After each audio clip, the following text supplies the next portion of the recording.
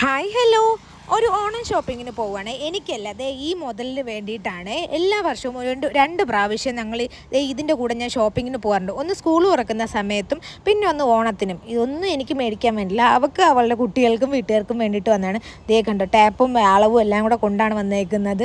അളന്ന് നോക്കിയൊക്കെയാണ് മേടിക്കുന്നത്. പിന്നെ ഈ സാധനം കണ്ടില്ലേ, ബൂബു, നമ്മുടെ വൈറലായിക്കൊണ്ടിരിക്കുന്ന ആ ഒരു പാവയുണ്ടല്ലോ, അതവിടെ തൂക്കിയിട്ടിട്ടുണ്ടായിരുന്നു. പിന്നെ അത് കഴിഞ്ഞ് മോന് ഷർട്ട് നോക്കാൻ വേണ്ടിയിട്ട് പോയിട്ടുണ്ടായിരുന്നു. പക്ഷേ അവന് ഇവിടെ നിന്ന് ഒന്നും സെറ്റായില്ല. നമ്മൾ പിന്നെ സ്റ്റുഡിയോയിൽ പോയിട്ടാണ് എടുത്തിരുന്നത്. അങ്ങനെ കുറേ നടന്നു. പിന്നെ ചേട്ടന് വേണ്ടിയിട്ട്, ചേച്ചിയുടെ ഹസ്ബൻഡിന് വേണ്ടിയിട്ട് കുറേ നോക്കി. അങ്ങനെ ചേട്ടനൊക്കെ കുറച്ചെടുത്തു.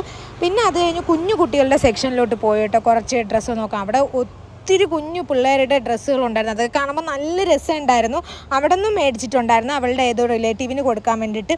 പിന്നെ ഇത് കണ്ടോ, അവിടെ ഷർട്ട് വാങ്ങിക്കുന്ന സ്ഥലത്തൊക്കെ ഫുൾ തിരക്കായിരുന്നു. മൊത്തത്തിൽ തിരക്കായിരുന്നു രാമചന്ദ്രനിൽ. പിന്നെ ചെരുപ്പിൻ്റെ ഭാഗത്തോട്ട് ജസ്റ്റ് ചുമ്മാ ഒന്ന് കറങ്ങിയതാണ്. അവിടെ നിന്നൊന്നും ഒന്നും മേടിക്കാനില്ലായിരുന്നു. പിന്നെ ഇതൊരു പ്രത്യേക ലോകമാണ് കേട്ടോ, പാത്രങ്ങളുടെ. എന്തെല്ലാം തരത്തിലുള്ള പാത്രങ്ങളാണെന്നറിയാമോ. നമ്മൾ അവിടെ ചെന്ന് കഴിഞ്ഞാൽ ഞങ്ങൾ എന്തെങ്കിലും മേടിച്ച് പോവും, അങ്ങനെ ഒരു രീതിയാണ്. അങ്ങനെ അവൾ ചായപാത്രം, സ്പൂണ്, അങ്ങനെയുള്ള എന്തൊക്കെയോ സാധനങ്ങൾ മേടിച്ചിട്ടുണ്ടായിരുന്നു.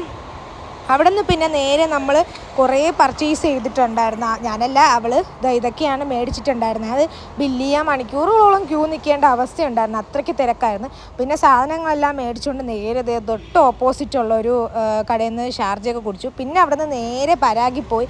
കുറച്ച് റണ്ണിങ് മെറ്റീരിയൽ അവൾക്ക് മേടിക്കണമുണ്ടായിരുന്നു, അതൊക്കെ മേടിച്ചിട്ടുണ്ടായിരുന്നു. പിന്നെ നേരെ നമ്മൾ പോയത് സ്റ്റുഡിയോയിലോട്ടാണ്. മോൻ അവിടെ നിന്ന് കിട്ടിയിട്ടില്ലായിരുന്നു. അങ്ങനെ നേരെ സ്റ്റുഡിയോയിൽ പോയി. അങ്ങനെ അവിടെ കറങ്ങി ഒരുവിധം മോനുള്ള ഷർട്ടും പാൻറ്റും കൂടി ഒപ്പിച്ചു. അപ്പം അവളുടെ ഓണം പർച്ചേസ് കഴിഞ്ഞു. അപ്പം ടാറ്റാ, ബൈ ബൈ.